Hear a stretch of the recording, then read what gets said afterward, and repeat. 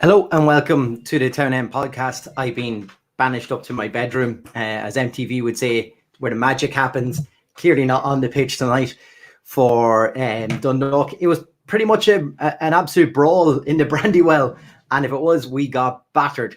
So joining us today is Donal, Gally, gents. It's a yeah, I don't know what to think of that. It kind of much of muchness, had a draw written all over it, and then controversial penalty out of nowhere. Am I right? Yeah, I mean, it's we knew it was going to be tough after what we've done the last couple of weeks in the European one. One game you don't want to go to is the Brandywell against Derry, and it was just, without being drastic, it's probably the worst, in a way, when you look at it, it's the worst 90 minutes of the season, because it wasn't a great game to start with, but the result has gone against us. The team were playing. We couldn't have dropped 3 points to a worse team at the minute. You now look at the table, I think we're 2 or 3 points out of, I don't even want to use that word, but we're not that far away from Waterford anymore. Yeah. And the injuries. So it's everything we've gone through all season. Maybe it's just a post-match hangover from it, but I think it's arguably the worst 90 minutes we could have asked for all season.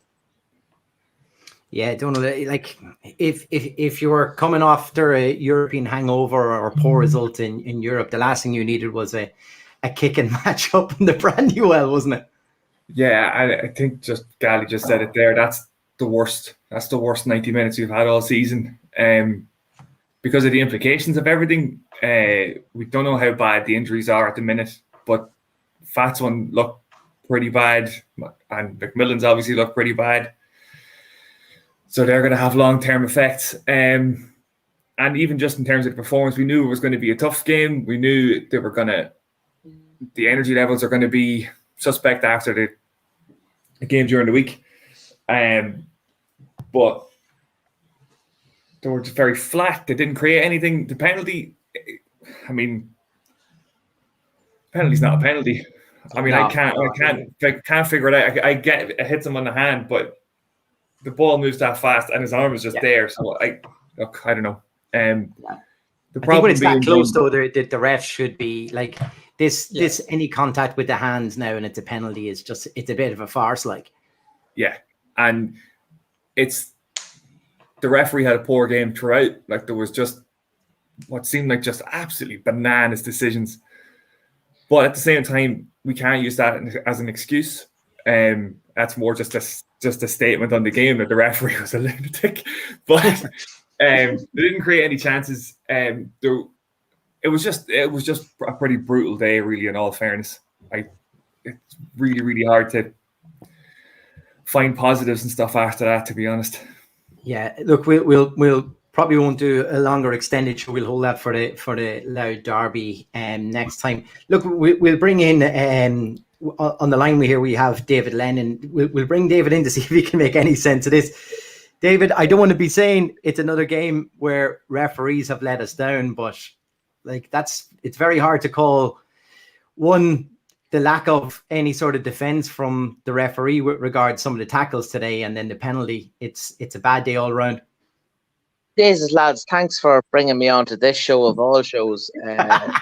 Always appreciated. Look, listen, I'm blue in the face giving out about the standard of refereeing in the League of Ireland. It's absolutely horrendous. I mean, the fact that Laverty didn't even get a card for the tackle on McElhenney is scandalous.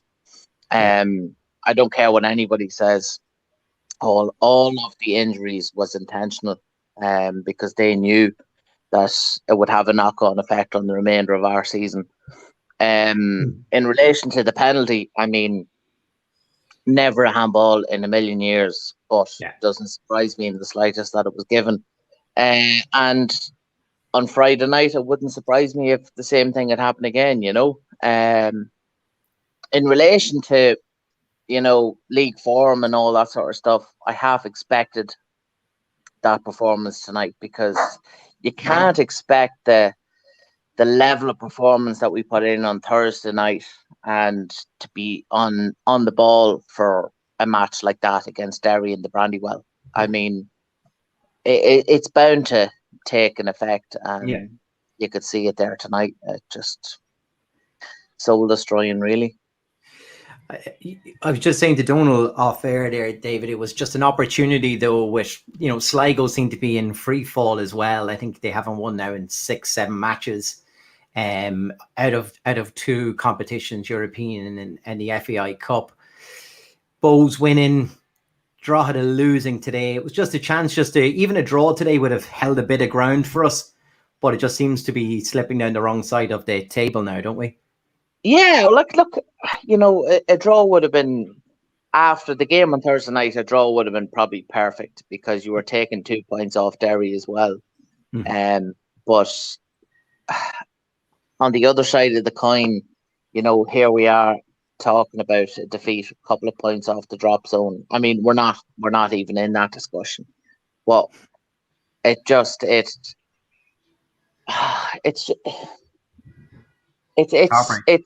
crazy to think that we can go from the level that we were at to where we are now. However, it's almost understandable because of the ineptitude of what we had before. I mean, I said it the last time I was on, lad. So I can't. What was the date? I can't even remember the last time I was on, but I remember saying that a BB wasn't good enough, and it's the same again. I don't care if you have a couple of good games; you're not good enough.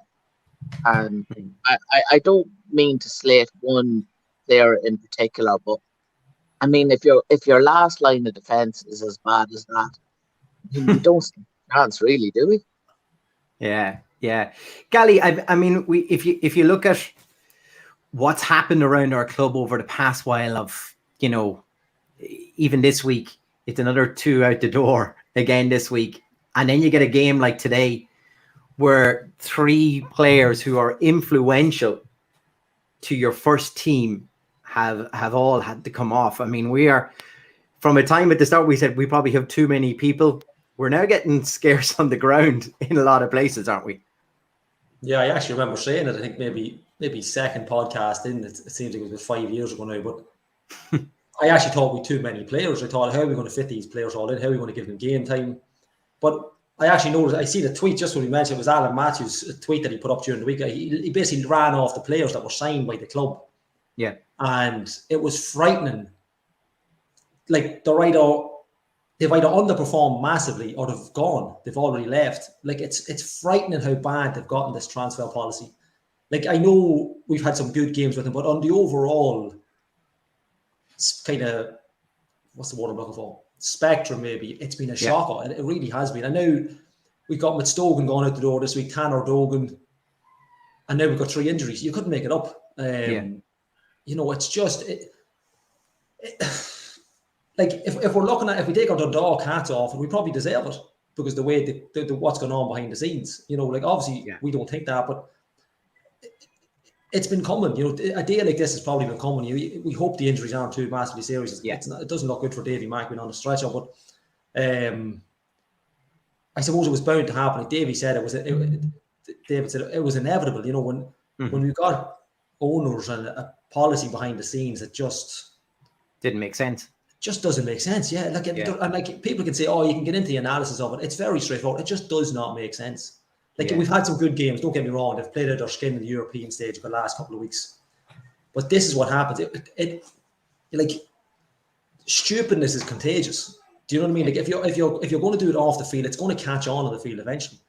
And it's caught up with us. It's as simple as this. It's caught up. I think we've got the right idea in place with the academy and things like that. But days like this bring home that the first team is everything, and players, you have to be very, shrewd in who you sign. And look, there has been some decent players. Kafkas has been good. Sonny on his day can be good, but then he can just go off on one and just go completely missing. It's great to see Dan Cleary back as well. Yeah. But look, I think he had a solid enough game without doing anything. Look, I think having Dan Cleary kind of gives you these. He's a lot more composed at the back, and I know he can be tempted sometimes to play the long pass, but a lot of those passes tend to be very accurate. So It's Yeah, and look, he's come back. He hasn't played months. He's played a full game today. You know, look, you can't. He's You can't ask much more than that. feel that it was a bit harsh bringing Cleary back in to play the full 90 after such a long injury. Like, yeah. I personally think that was the perfect opportunity after Thursday night to play Dummigan centre half. Yeah, and that's, we actually said that here last week. We just assumed. I think we just assumed Dummigan would play. Leahy's not even in the squad. I don't know if he's injured. I missed the start. I missed the very start. But yeah, it's just very, especially going there. If different was maybe Oriel, but then but just to go to Derry, nobody likes to go. Like, Derry's one of the toughest places to travel in the League of Ireland. Yeah, it's look at hindsight. I said here the other night as well. Hindsight's great. If we all had hindsight, we all great managers. But some silly decisions. Yeah, Dan Cleary played a full game today. It was just mad. Before we start picking holes in our in Peak 6 and everything else, we'll wrap the game up on our assessment on that first and foremost. Donal, how long is the show before we start slating Peak 6? Just another 3 minutes normally. Once we're over the 15, it's normally a free run then. Donal, like Gally kind of touched on it there. It's one of the worst games you could have, but it looked like from the very start when we had 11v11 on the pitch, it looked like Rory Higgins had done his homework, had targeted certain individuals to stop Dundalk playing. And that was very evident right from the start, because in the first 10 minutes, I got really, really worried that we're not even going to get this ball out of our own half. Yeah, it wasn't like Derry definitely started the game better than we did. I think we settled down a little bit after that, but there was points where like I kept thinking like, yeah, like Rory would have done his homework and would know who to target and how to stop us playing. I think there was a couple of times I forgot what it was like to watch Dan Cleary playing, that every once in a while he does a Dan Cleary thing where he thinks he's going to be able to take around 14 players and it doesn't get past the first one. And you're like, oh, jeez, it's dropping us in so much trouble straight away. And then at times I thought Rivas Jerkovskis was running straight into a gale force wind at some point, that it just looked like he couldn't gather up any speed, that he was trying to run fast but just couldn't do it. And I was worried about the fitness levels and the tiredness and everything after the game. But the game kind of settled. I mean, like I think you said it during the game, there's not much between those two teams. No, I thought they had a draw written all over it. I thought this is it. These two are just going to cancel out each other. We seem to be slightly more creative, but being blocked from going anything past the halfway line with that creativity. They seem to be a lot more rugged, and when they counterattack with purpose. Thompson had some great range of passing today and things like that, and I just thought, they've clearly done their homework on us. They look a lot brighter than us. They look a lot more leggier than us. They were passing the ball, but then give it maybe 20 minutes into the match, all of a sudden I thought, hang on. Suddenly, Fats had a range of passing, was starting to pull the ball out wide. You had McMillan's scissor kick at the back post. We had, Dan Kelly nearly in on top of a ball, and Gartside was running out for it before that. And I thought, okay, we kind of came into it a bit like what we had seen in European games. We started very slow, very, worried that we might get caught out somewhere. Once we rode 10, 15 minutes, I don't know if you noticed this, David, that we seemed to kind of come into it just before halftime. If the halftime had been another maybe 5-10 minutes, taken away, obviously, and Thompson hitting the post just before halftime. But we looked okay. We looked like we could play ball again. Yeah, we did. Like a lot of the play was in the middle, and as we're talking there about cancelling each other out, you would argue that a draw probably would have been the fairest result on the basis that neither goalkeeper had a whole lot to do. And I think that's probably the biggest gripe that I have, because we have a referee deciding the game ultimately. Now, look, Dundalk, I don't believe, and it going on performance alone, you probably would say that Dundalk didn't deserve a point, because they didn't do a lot. But here we are now with, I don't know, have we 15 games left? If even. In the season. I'm not sure how many exactly is left, but we're now at a point where I think the fact that we've just lost to Derry, albeit in the Brandywell after European match, I just can't see us making any sort of momentous runs to get us into that kind of top 4 spot. And even top 4 doesn't guarantee it. Now, whether or not we do have probably a decent chance in the Cup on the basis that Harps are playing Derry and Bowes are playing Rovers and Cork are playing Pats, I believe, yeah. So, you have a potential bit of a run, but if you lose a couple more players to injury and you let a few more players go, I mean, it's a slippery slope, really. Yeah, and that's the thing, Gally. We said it earlier in the season that we'd be worried that if we look like we've nothing to play for either way, that the season just kind of peters out. Do these players then who we have options on contracts, that they kind of think, this is much of a muchness going on here. I think I might try a different challenge elsewhere. And then we're stuck with a full rebuild then, aren't we? Yeah, and I think, look, and you can't really blame them either, because, their contracts are going to be up when they kick a ball at the last game of the season, whatever that may be. But especially when they're knocked out of Europe last week, or if the European run had kept going, I don't think that their heads would be turned too quickly, because the run's going to keep them playing here in December. But yeah, that's always the danger when you I get this. There's the talk of pick 6 pulling out, but surely you can see there's players up there that would automatically get another contract. I don't mean like a 3-year contract, but players like Sam Stanton, you'd be wanting to keep him for another year. Why go and look for a Sam Stanton in the league when he's there already? Well, we looked for a new Sean Gannon when we had Sean Gannon. Exactly. Look, and this is what thickness is contagious. This is what it all starts at the top, and it's stupid is contagious. Was it not earlier? Stupid is contagious. Yeah, Mano likes that one. But it was always a danger, and I think the European run last week would have added to that, because I'm sure there's somebody speaking to these players.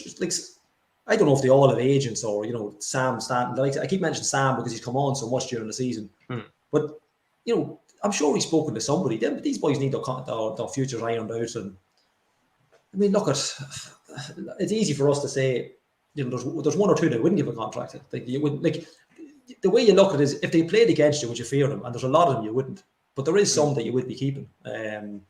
But it's something, look, we're saying it every week, it's got to be nailed down. But even if there's rumours or something, we'd like to think there was even discussions. But at the minute there isn't, because, well, we assume there isn't, because we don't even know who's going to be on the sideline come January. Yeah. Who's going to be up in the boardroom. I mean, we're now at a point where we're almost hitting toward the last third of the season.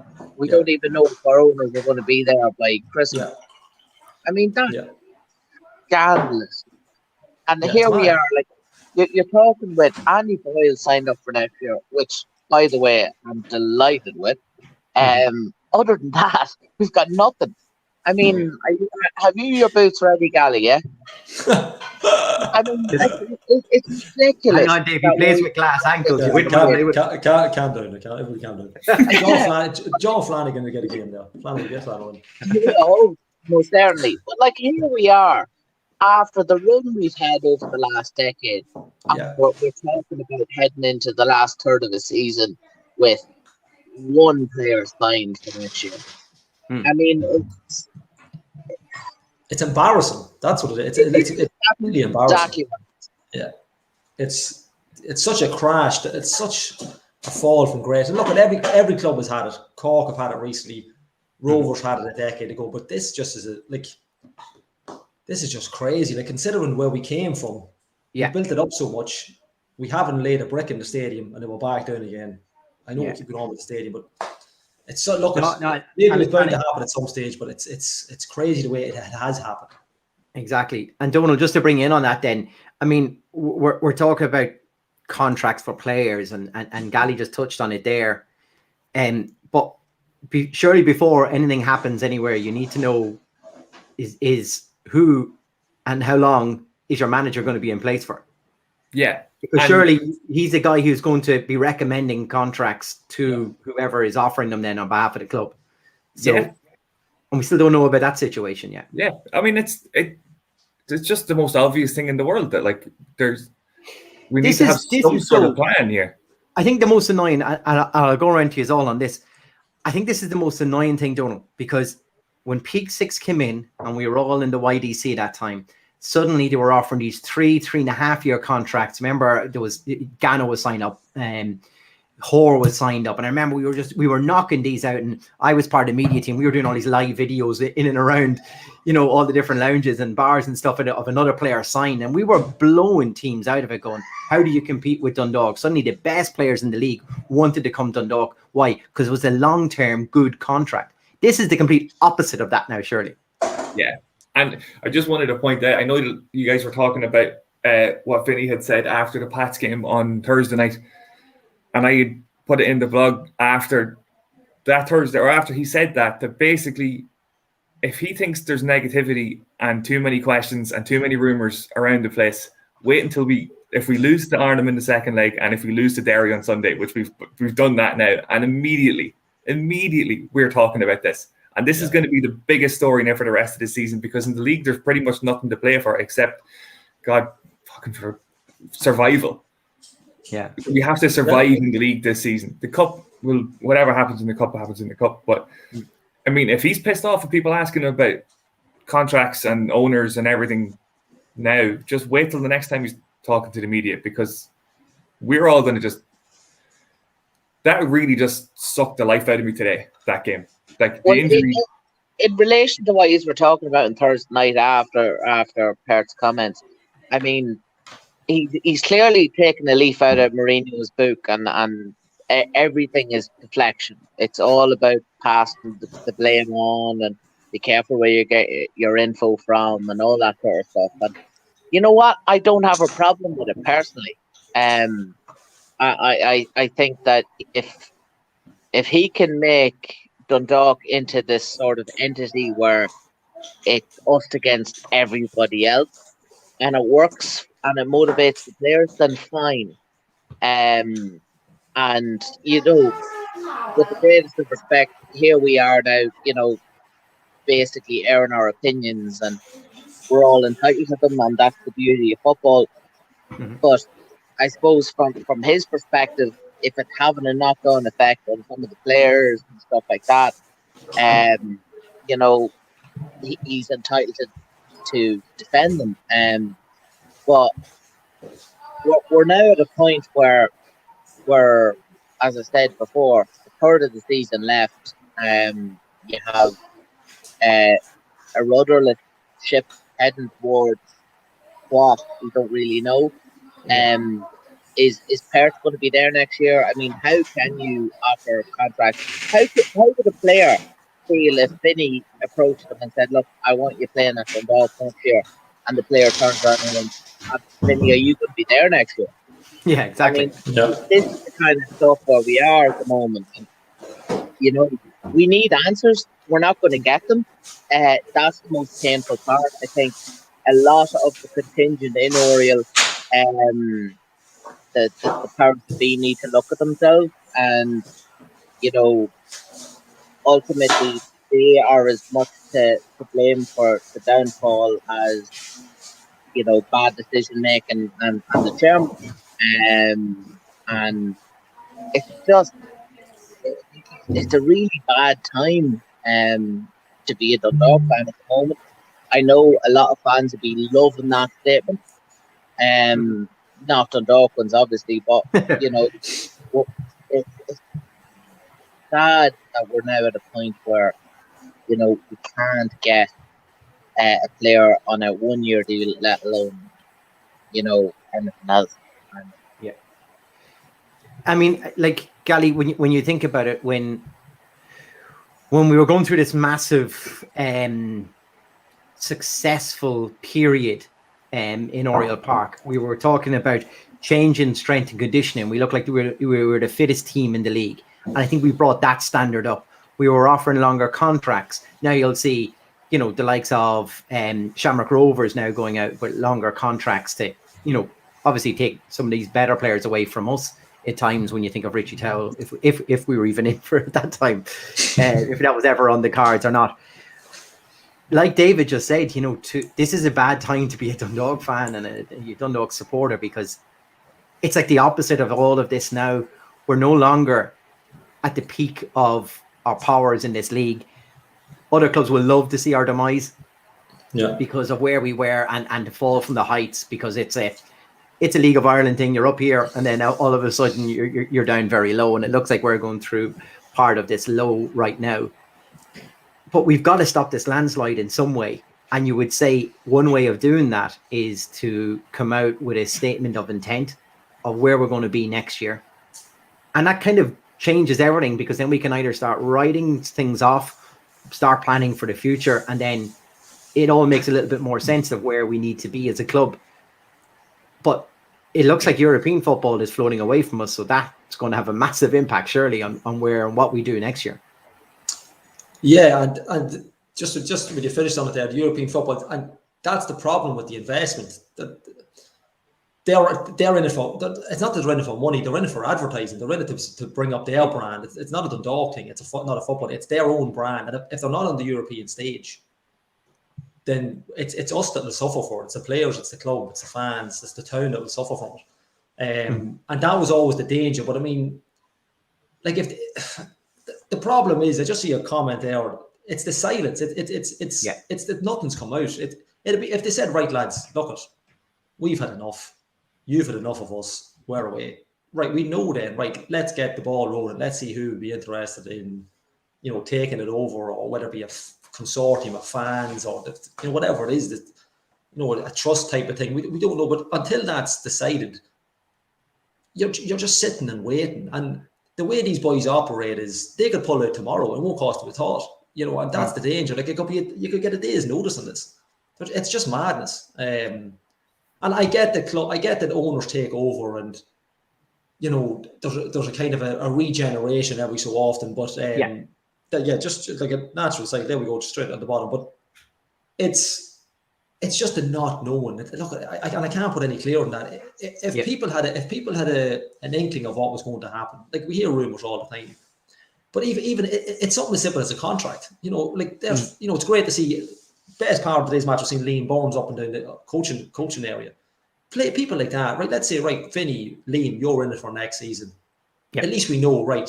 Anybody who wants to sign, that's who you're dealing with. That's what you're going to have to deal with. If you don't want to play for the club, you don't want to play for them, then now this is who's going to be in charge next season. Yeah.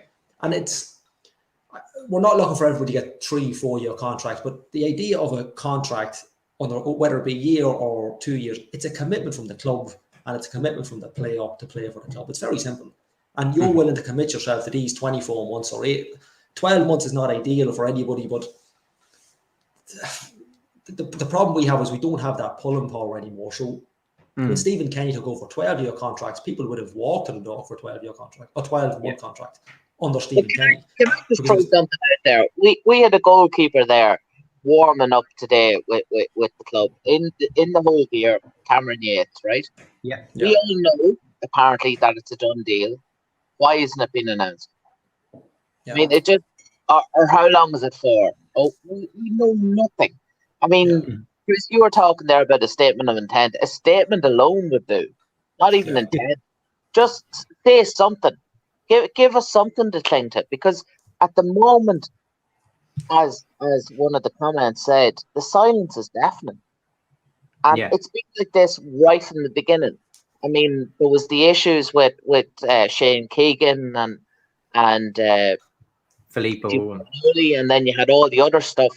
I mean, it doesn't take a rocket scientist to figure out what's required. And I know people will say, well, the fans, they are probably the ones that matter least when it comes to the business making side of things, or the decision making from the club, because it's not like they're selling 50,000 short sales and all that sort of stuff. You're dealing with 3,000 fans on a Friday night. That's it. But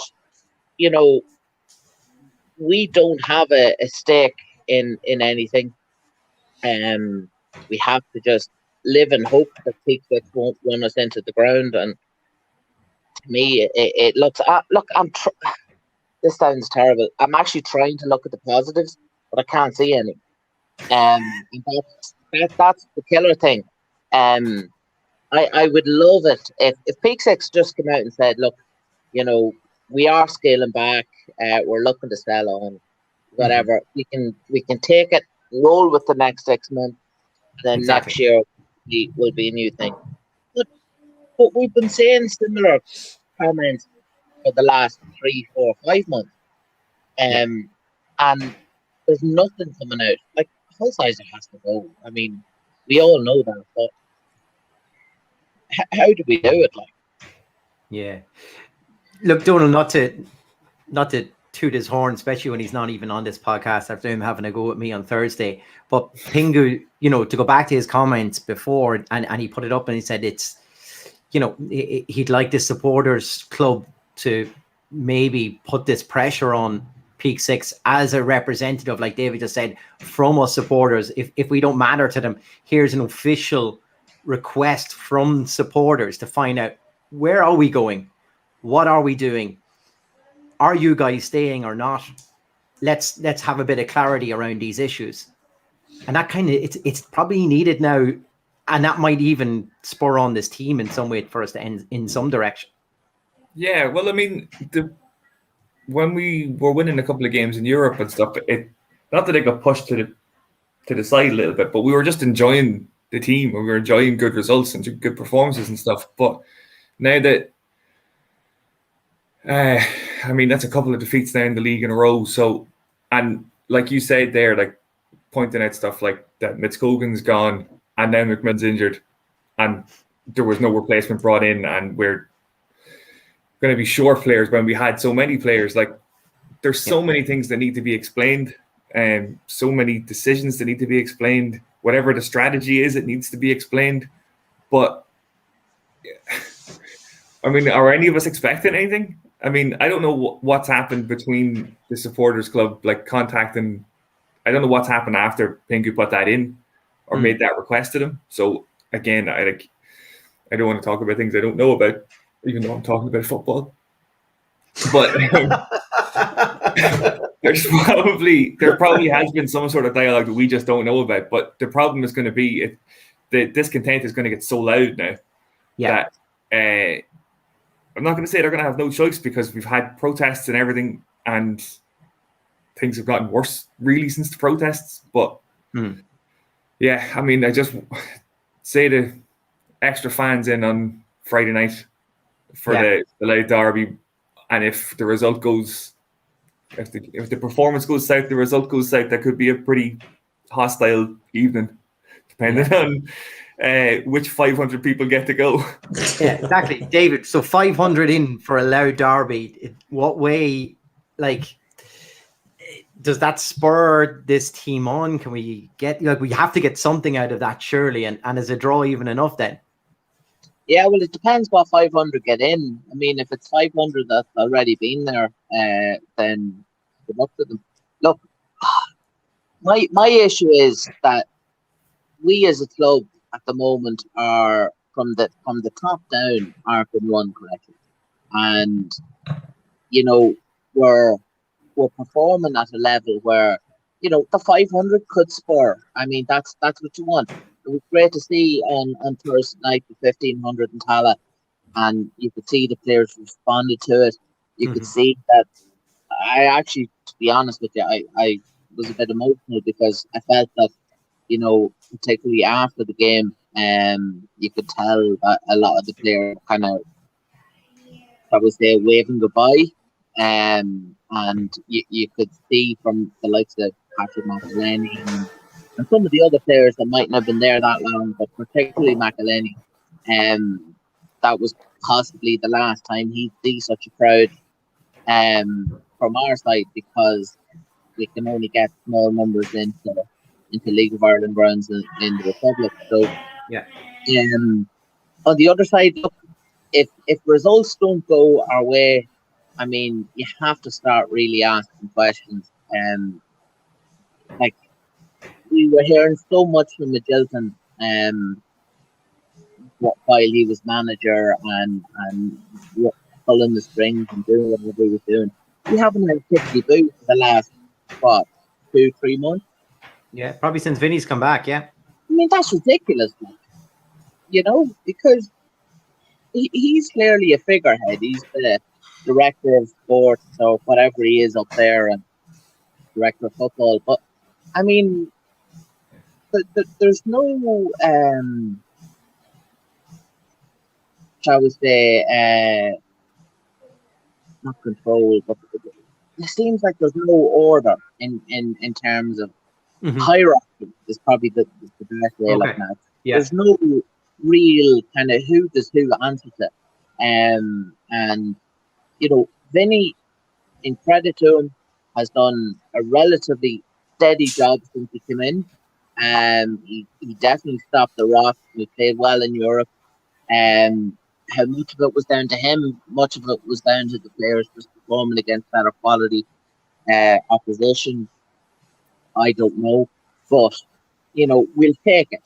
They got, what was it, 850 grand from their run, which I thought would have been peak sixes going, oh well, there's 850 grand in the pocket. Maybe if we just scale back and do things properly, but instead of splurging on players like Wilfred Tahibo and stuff like that, and stupid sign-ons and stuff like that, it's just it's not sustainable in our league. We knew about this. I mean, anyone worth their salt who could genuinely have an interest, not even an interest, just some sort of heart to take over a club and just think, well, this is just a toy. It's just madness. Yeah. Look, one way or the other, we have to salvage something out of this season, and I think to stay away from any sort of a relegation playoff fight would be ideal from us. And one way to do that is to get a result on Friday in the Louth Derby. Gally, I mean, one eye on that. What are you expecting? What do we expect? And then I'll get I'll go around the house then for a prediction from us. Obviously, we don't know. We don't know about the injuries, and we don't know what sort of a team. And I think that's probably going to have a big. I still think that we have, even with the injuries, I still think we have enough to perform better. I don't want to say it must win, but the fact of it's the most it's been on a game in what are we talking 2 years. Louth Derby in Oriel, they've got to win it. I mean, I'm just looking at the games here, with the exception of Mocktus. We have drawn a Waterford. Like, what a bad time we play Waterford in a minute. And then Longford. Like, this could be an absolute, like, the 11th, September 11th is I'm just looking at the dates. We play Longford on September 11th. It could be curtains. Like, we could be on a seriously bad run at that time. It's away to Waterford too, isn't it? It's away to Waterford and it's away to Longford. Oh. Like, that's, like, and then we got Sligo at home. Like, and then Finn Harps. I mean, it just gets worse. Like, it could be a really detrimental 5 weeks of football. Now, you hope it's not with the injuries. You hope we have enough. You'd like to think we have enough. With McMillan out, we still have him at Stogan. Oh, no, wait, we don't, because they let him go. It's just madness. But I think first, I hate to say must win, but I think it's a must win. It's not a must win. It won't change much, but I think for the fans, for everybody watching, for the supporters, for the club itself, I think they have to win on Friday night, just because of who the opposition is. I don't think it'll change. If we're beating Friday, I don't actually think it'll change that much. Yeah. But the Waterford games, actually, the Waterford-Longford game, they are vital. They are vital games now. But this game for everybody, I think, after today maybe and what we've had, I think they've got to go and win on Friday night. Prediction, look, you'd like to think 2-0, but I can't see us not conceding against Drogheda. But I'm going to say 2-0, just because it's Sunday. Why not? Plenty of days to change your mind, but I'm going to go 2-0. Yeah. When this goes out to everybody, there's no change in it, by the way. Donald, we need to start bringing, I think David just said about, how we played and stuff like that in Tallaght Stadium. If we can bring in even half of that energy, that tempo, the commitment, the skill level that we're showing on that European stage into our domestic season, we'd be fine. But we just don't seem to be transferring of late, sure we don't? No, and But I think it's important to remember as well that they were on a good run of league results before the European games. So there is, I mean, you do look at the Drogheda team and think, I mean, if we can't beat them at home, then Jesus, we are in serious trouble. And that's not just being, well, I was going to say it's not being disrespectful to Drogheda. It is, but it doesn't really matter. But today's game, I was saying, was a must-win game if they wanted to qualify for Europe. And now that they lost, it's like, right, so Thursday or Friday night is a must-win to make sure they don't get sucked down into that quagmire down the bottom of the table. But they do have enough quality to win, and they had won a good few games and gotten a good few results. Now, the performances were, some of them were good and some of them were bad. Like, they played much better against Derry at home than they did today. Yeah. And I don't want to get, like, overly caught up in the two results coming off two massive European games, because it obviously had a huge effect on them, like, physically. So I'd be a little bit more confident for Friday than I probably ought to be, based on what we've seen in the last two league games. But I still think they'll win. I was going to say 2-0 as well, and I was going to be more confident about it than you are. But I'll still. You can say it's not just because it's Sunday then, and you believe in the result, and then we'll still believe. Look, I'll probably change my mind when I'm off the podcast. Never mind tomorrow. Are we sticking with 2-0 then? I'm going 2-0. Yeah. All right. David, this tees you up lovely. There's optimism. Bring me back to reality, I'm sure. Oh, Jesus, lads. Look, you know what? This might sound really stupid, but I do try to be optimistic on the basis of the last 43 minutes that we've just had. I will say that I do think Dundalk can play an awful lot better, which we can see from Thursday night, than what they showed in Brandywell today. However, Drogheda will really put it up to us. The 500 fans might spur the players on. That's the hope. And I will be inclined to agree with the boys. I think Dundalk will win, but I do think that it will be a bit tighter than 2-0. It'll either be 1-0 or 2-1. Actually, I'd say me and Gally probably think it's going to be closer than 2-0, but it's just, we'll go with 2-0. Just try to be confident. I can't see us not conceding, and that's it's so hard. Like, we spent the last decade pretty much being a rock at the back and not conceding stupid goals, but it's just every game now you can pretty much probably say you're going to concede one. And it's whether or not you're going to outscore them at the other end. Losing McMillan tonight, I mean, you look at it, that looks nasty. I'd say we'd be lucky to see him. Well, I'd say you'd be lucky to see him again in the Dundalk jersey. Unfortunately, in relation to McElhenney, I think he'll be fine. He might come back for a month, maybe month and a half towards the end. I say he's going to be out for a little while. That looked like a nasty slice down the Achilles at the back. And hopefully Daniel Kelly will be all right for the next game, because we need that pace. We also need someone to play on the right. Yeah, but that's what I mean. I mean, look, you do have hand, but I mean, we need somebody who can put in a shift and you know, it's just hard to know whether or not some of the players that were signed at the beginning of the season are ultimately whether be fit enough, strong enough, or determined enough to see out a loud derby. But you know what? I do think we'll win it. I do. The fact that it's at home. Donald's food just arrived. If it was in Drogheda, it would be a different story. But I do think we're at home. Yeah. I think that's it. I think my only fear is that Tim Clancy kind of revs up his players and we get another physical match like tonight, because they just don't suit this team. They're way too fragile. When you put it up to us, like you just said there, David, I think we just cough up a chance just due to we can't keep up with teams who are physical and press us like that. and Derry did a job on us tonight on that.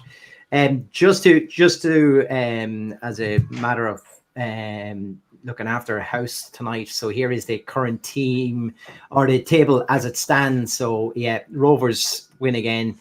They're on to 50 points from 23 games. Pats second, 3 points behind on 47.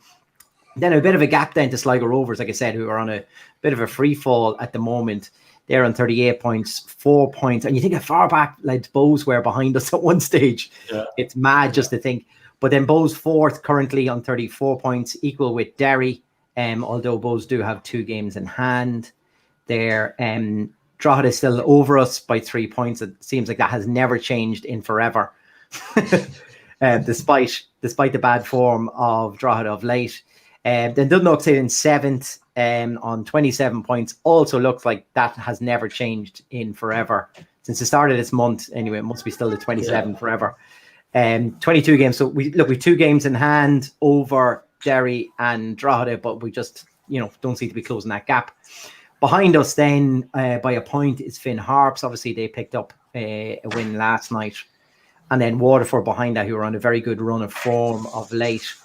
On 25 points. So there's only, like you just said there, Gally, it's a 2-point gap behind us into that relegation. And just when you look at the fixtures, we've got Drogheda Friday night. Bows have Shamrock Rovers, and then they've got Derry. So if everything goes, if Dundalk do what they have to do, there could be a massive change in the next. Now I know we've got games in hand, but you got to win the game. There's no point having games in hand. They're not points. No points on the board. I prefer than games in hand. It could go either way. And it could kickstart. Hopefully, it kickstarts on Friday night. But we'll wait to see. The fact that Bows are playing Rovers and Tala, and then they've got Derry next on the 3rd of September. So look, we could be sitting here in 2 weeks. I think we're going to kind of have to think about people taking points off the likes of Drogheda, probably Sligo if they continue in free fall down. You would say probably Bows and Derry could have it shot for 3rd, 4th place, and then you just want points taken off everyone else around us so we don't get sucked in. But look, we've been here before. We've dug out results when we needed to get us out of that, and I hope it doesn't come down to anything like that. Gents, thank you so much. As I say, we won't do a longer format tonight. We'll wrap this up fairly quick. We've predictions in for Friday night. Loud Derby, it's going to be a big one. Hopefully the injuries weren't too bad today, and we'll take, that we're back at home with extra fans behind us. Gents, thanks so much tonight. Dave, thanks for joining in. Donal, Gally, I'll let you in tonight because damned if I know what, unless if you're available for a maybe put a request out if anyone's got boots or something, we might need them. Yeah, John Flanagan definitely has boots. I have new boots that are very worn, not very worn, and I can definitely available. Yeah, there's got to be. I think your stupid is contagious. Could be. Thickness and stupidness is contagious. That's what happens the way we are. Yeah.